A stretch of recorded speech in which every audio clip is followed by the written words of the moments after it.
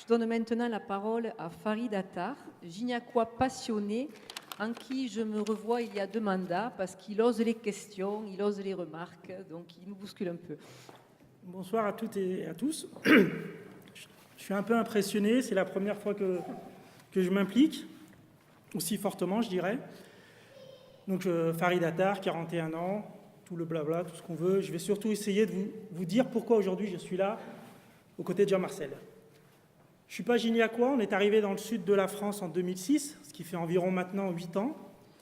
Et pendant environ une année, on a habité dans la périphérique de Gignac. Et pourtant, c'est dans cette ville dans laquelle on s'est bien senti.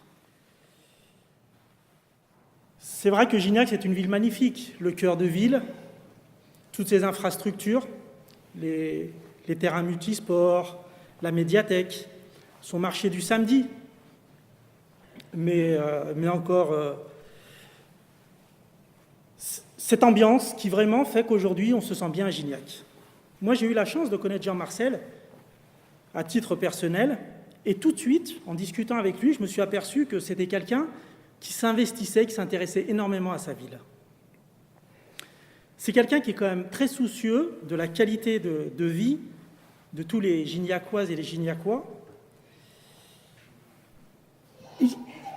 Il met un accent quand même qui est assez fort, aussi bien sur la jeunesse, sans délaisser les personnes âgées. La réhabilitation des écoles, les maisons de retraite sont véritablement ses vraies marques, sa présence.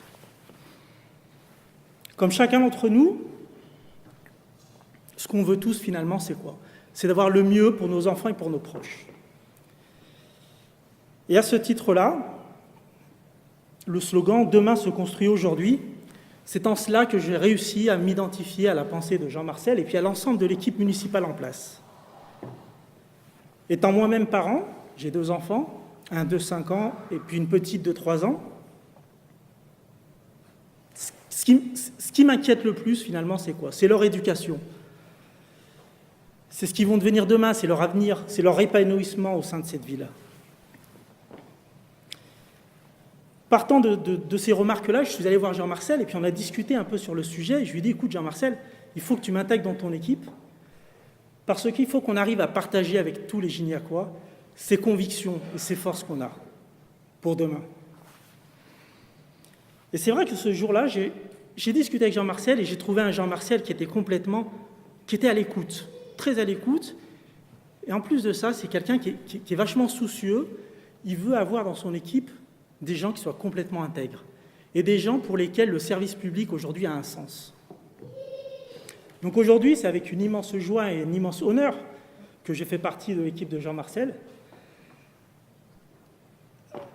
et que, ma foi, Gignac, c'est vraiment une ville où il fait bon vivre. C'est simple, dimanche prochain, on est tous appelés aux urnes et on va se retrouver un peu isolés pendant quelques secondes dans les isoloirs. À ce moment-là, posez-vous la question.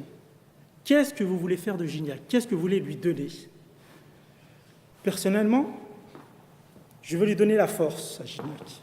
Je veux que ça soit une terre d'avenir pour les enfants. Je veux que chacun d'entre nous arrive à trouver sa place et que finalement on s'y sente bien dans cette ville. À vous de réfléchir et puis réfléchissez bien encore une fois pendant ces quelques instants dans l'isoloir. Qu'est-ce que vous voulez donner à Gignac? La progression, la continuité ou alors laisser Gignac sombrer malheureusement.